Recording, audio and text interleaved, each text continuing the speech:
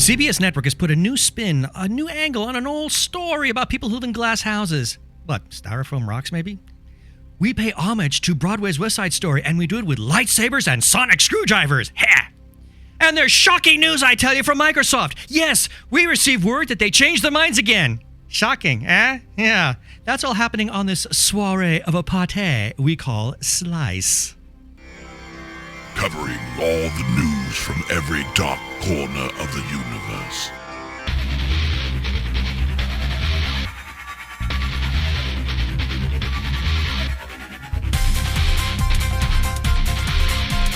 SliceofSciFi.com.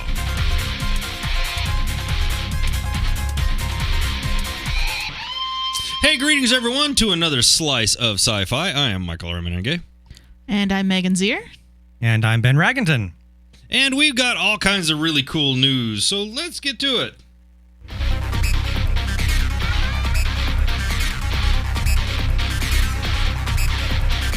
Your news team is next. Yes, it is. And there's all kinds of cool stuff out there. Oh, yeah, we've got some really good stuff here. Tonight, CBS debuts the highly anticipated summer series Under the Dome. It is based on the bestseller by Stephen King, and it's a 13-episode summer series, and it examines what happens when a town in Maine is cut off from the world by some mysterious dome that just appears out of nowhere. Now, not surprisingly, sounds so cool. I think it sounds amazing. Not surprisingly, King has said that he believes Under the Dome will be riveting. I think he's right. I think he's right. And he believes that the premise of the show will hook viewers and that the characters will continue to hook viewers and have them come back. So why don't we check out a trailer and see how hooked we really are? You up for the game today, Big Jim? No, sitting this one out, actually. Where the hell are they taking all our trucks? Over to Westlake, it's parade day. I love you. It's been a fun summer. I'm Phil Bushy, and you're listening to WYBS, The Mills. Only 100% Independent home of rock.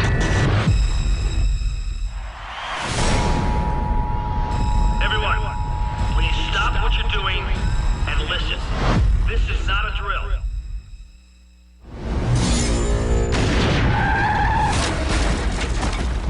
No! Stop the truck! Stop!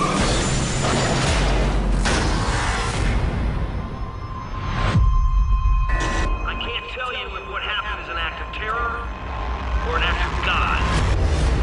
Where the hell did it come from? No idea. You have people trapped in here. We're on our own.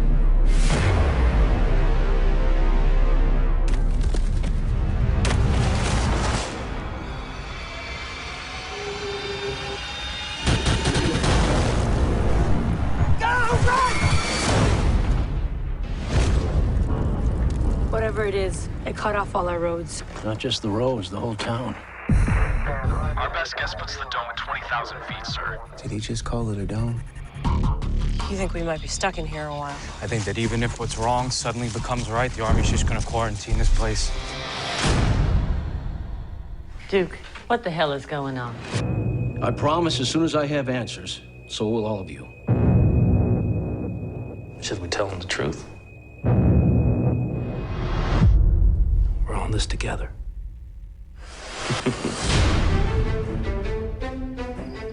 Why Chester's Mill? Why us? Maybe we're being punished. We're all on the same side. Just see who your friends are and who isn't. I can't hear you. Looks like we're stuck in a giant fishbowl. I used to have fish, but then one of them got sick, and the other one ate him.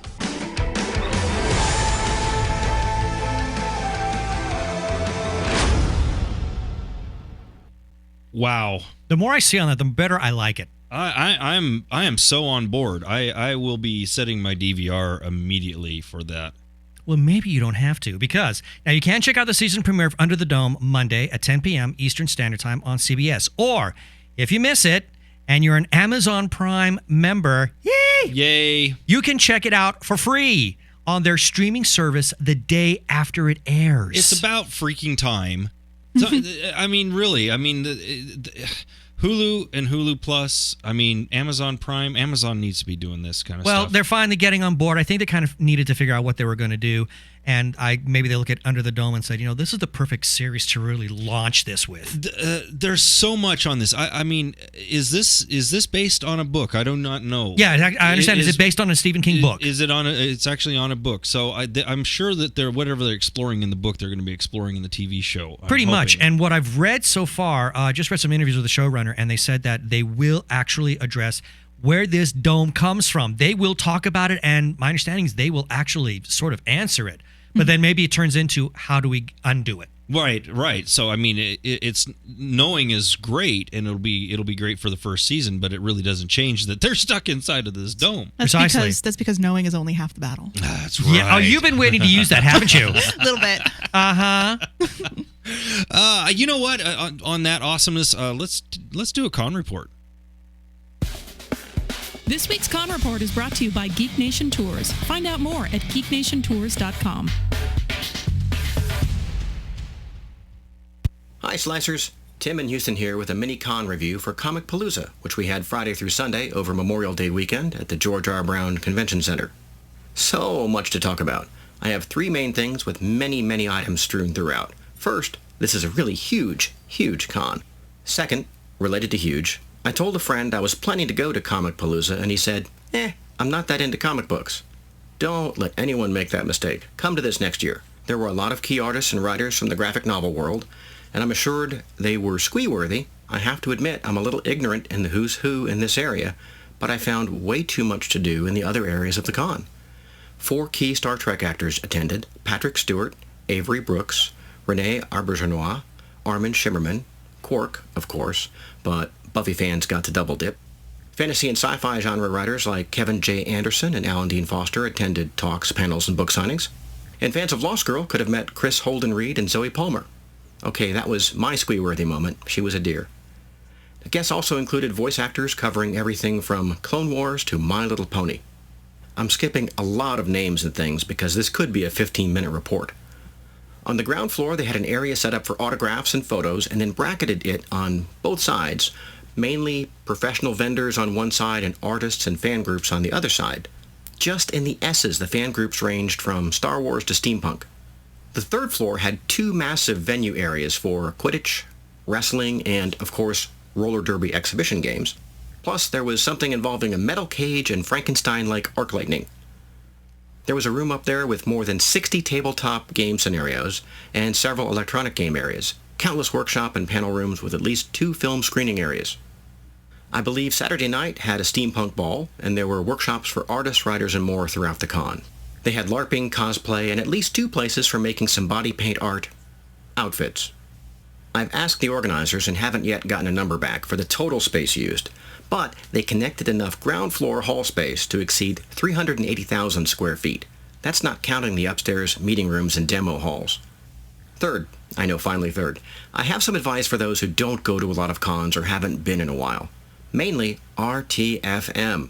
The con had a 64-page magazine-sized program.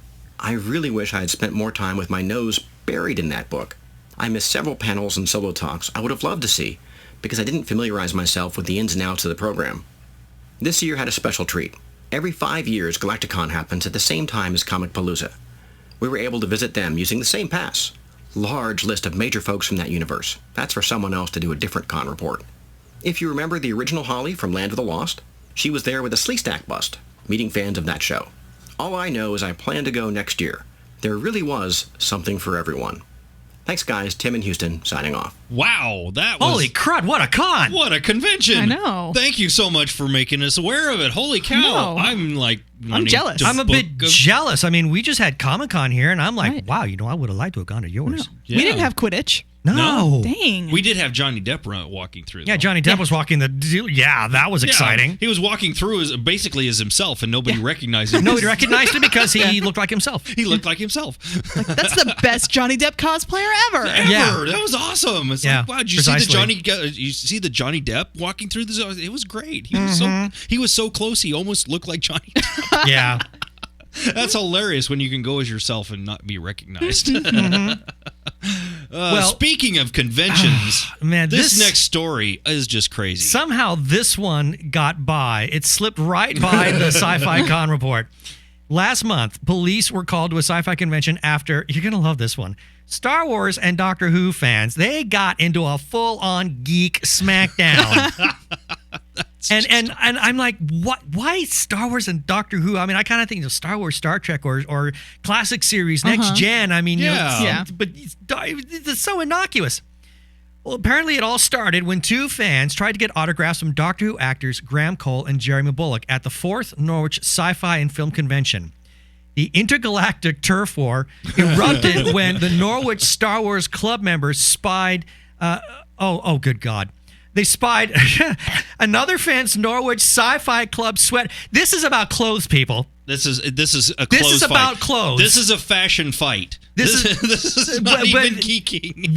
One club member spied another fan wearing their own sweater, and suddenly some kind of gang war and smack talk insults are thrown about. It's like, you're wearing our sweater! Give it back!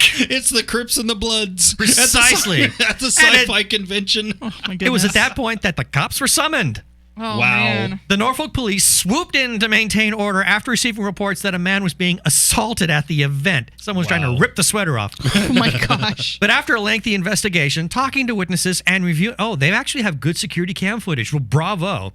Cool, I want it. Yeah. This has happened before. Yes, exactly. Police confirmed that there was no actual assault. Oh. The secretary of Norwich Star Wars Club admitted that members of both groups had come into conflict in the past. There's history here. They just had a big yo mama fight. Yeah, and I want to get back to that. But we're happy to report that a meeting has been arranged to restore balance between the rival organizations. And fortunately for sci-fi fans everywhere, no lightsabers or sonic screwdrivers were actually removed from their protective wrapping during the spat, so their value could go up. That's right. You don't want to take it out of the package. No. Now, we make jokes because on the surface this is funny. But however, we had a great conversation last week about nerd elitism. Mm-hmm. And this is a classic example of that. I think she said it really well last week. She said that any kind of elitism in the nerd culture, it's very antithetical to what the nerd culture is all about. Truly. And this is a classic example of that, where two nerd cultures could not get along. I mean, not to make it funny, I think when I say it's going to be kind of funny, but it's like nerd on nerd crime. You don't want that. It is. I mean, it's like we're all in the same. We are all the same fan base. Mm-hmm. Just because we have differing opinions doesn't mean that we have to get all freaking gangland on everyone. Gangland. I know it's unless just it is sad. like the Sharks and the Jets. I would like to see that musical. Yeah. Ooh. Wow. Well. Okay, my brain went there. Yeah. Multiverse, get on it. Yeah. No kidding. Well, since opening on June 7th, the low-budget thriller The Purge scared up $54 million. I've heard good about it. Oh my gosh! Actually, that's a good sum of money for a low-budget film. It is. And according to The Hollywood Reporter, Universal and producer Jason Blum are working on a sequel. Now, you can read Jedi Noah's review of The Purge. It can be read on sci-fi.com, but as far as Jedi Noah was concerned, the Force was not with The Purge. Really? No. Not according to him, at least. Now, the movie's story is set in 2022, and the United States has achieved record lows for both unemployment and crime. But once a year, there's a 12-hour period where all crime is allowed and condoned. I call this festival. It's right out of Return of the Archons from Star Trek. It's an interesting concept. I actually kind of like the concept. It scares the bejesus out of me. It's there's I don't know. I'm surprised that Noah didn't like it because it sounds fascinating and I've heard really good about it. I don't know. It sounds like something that would be a good concept, but then you have to execute it, and then basically it ends up becoming a lot of violence and things that make you squeamish, but maybe not necessarily things that make you think. I think it's going to be more along the lines of that time movie, the In Time or Out of Time. In Time with the little indie film. I know what you're talking about. Yeah, was it the one with Justin Timberlake? Yeah, the one with Justin Timberlake. That was In Time, I believe. I think it's called In Time. Yeah, I think it's kind of on that line where it's not super great, but there's some really cool concepts. It has some good stuff to it. Yeah, exactly. Yeah. Well, Ethan Hawke, who's the star of The Purge, said if he was given the opportunity to commit any crime he wanted in a Purge festival scenario, that he would use dynamite on those, violent, on those who are responsible for damaging the environment. Okay, tooth for a tooth, huh? Hawke is a longtime environmental activist and apparently with a very dark, vengeful, eco-terrorist side. Awesome. Okay, yeah, we just shared that all over the world. And here's the thing: eco-terrorist, Ethan Hawke. That's the way That's the way we should present him from this point. That's going to be the summary for this episode. Slice of Sci-Fi, Ethan Hawke, eco-terrorist. And I'm thinking, Ethan, dear, is that something you really want to share with the world? Hey, it was a what if? Like if there was the Purge. There you go. Yeah, but if anything goes wrong, people are going to be like making a beeline for him right now. It's not like he said, "Oh, I would totally like rape and murder a bunch of people." No, but if there's eco-terrorism, I'm sure that all of a sudden his name's going to be on the top of the suspect list. That's true. Well, here's the thing. Both Jason Blum and Ethan Hawke seem to be two very nice, personable gentlemen with solid senses of humor. As Slice witnessed when our Hollywood reporter Zoe Hewitt interviewed them on the red carpet for Blum's last film, Sinister, which you can still watch on sliceofsci-fi.tv. Now, it is a bit curious that both Blum and Hawke, they chose to show moviegoers their deep, dark alter egos. So, if you had a free pass to commit a sci-fi crime, what would it be? Ooh, there you go. I know what mine would be. That's the call-in right there. Call in the numbers, 206-339-TREK. That's 206-339-8735. Use our iPhone app, please. Show us something. That'd be cool. Well, my sci-fi crime would be I would go up to Patrick Stewart and say, I loved you in Lord of the Rings. Oh, yeah. Wow. Okay. So, Man of Steel. Everybody's talking about it. Superman did soar back into our movie screens with this latest movie. The film sucked. Oh, I'm sorry. No, I'm sorry. No, the film sucked up over. I read that wrong. Sorry, Summer. It sucked up over $235 million worldwide thus far, justifying Warner Brothers' decision to greenlight a sequel even before it opened. Wow. It was, well, they really were banking on this film. And it paid off. We knew it was going to do well. It paid off okay. I mean, it's not the greatest film that I've seen. It's not Iron Man numbers, but we knew it was going to be enough to justify the sequel. That was a given. It's definitely worth watching, and I do want to see it again. I've seen it once. I walked away going, what the hell did I just watch? And then but there's elements in it that I really like. Yeah, I'm curious about it, so I'm going to check it out. Now, it does appear that Warner Brothers want Man of Steel to do for DC Comics what Iron Man did for Marvel. Sort of like this flagship movie or flagship character for a superhero franchise. I think they might have done it. So I think they might have done that. Just like Iron Man was the stepping stone or the first step into setting up Avengers and everything that's going to follow it, Superman is going to do that for Justice League. I agree with that. And it's set up for a larger universe of films that's going to lead to a JL movie. Now, scriptwriter David Goyer says this has been the plan of director Zack Snyder and others involved in the production of the new Superman film. Also adds that Warner Brothers is currently kicking the tires. Yeah, we'll keep kicking. Don't keep kicking them too long, otherwise they'll go flat. And of course, there's been long rumored projects centering on Wonder Woman and Aquaman. And this is the part that pains me. And will set up an eventual Batman reboot. Why? We're going to do it again. And we don't need to do it again. We don't need a Batman reboot. If anything, we need to go to Nightwing because they set that up so nice at the end of precisely of at Returns. The end. Yeah, that would be great. But they would never do it because they want Bruce Wayne. They don't want Nightwing. Oh, that's true. And to start off Justice League, it's got to be Batman. Even though Nightwing does eventually become a member of the JL, it's Batman who's a founding member. Nightwing, I think Teen Titans anyway. So well, that's true. Yeah. So, what do you think of Man of Steel, people? Kind of curious to know what you're all. We've actually got a lot of comments on Man of Steel. We got quite a few. In fact, let me play you one right now. Hi, Slicers. I just got back from seeing Emo of Steel, and I have to say I've never been this disappointed in a movie, including Transformers 2.